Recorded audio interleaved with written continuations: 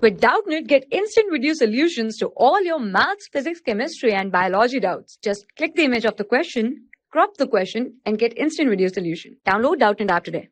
The question is given a magnetic needle suspended horizontally while an unspun silk fiber oscillates in the horizontal plane because of restoring force originating mainly from. So here first is given, this four option is given, and first say the torsion of the silk fiber means they say because of torsion force oscillate. So that means not right.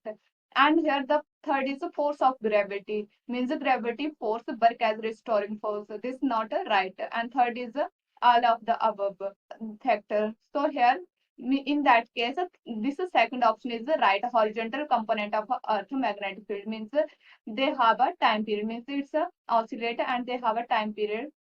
So here we can write T is equal to means 2 pi under root of I by MBH, and here we can say that T is a proportional to here this under root of BH. T is inversely proportional to 1 by under root of BH.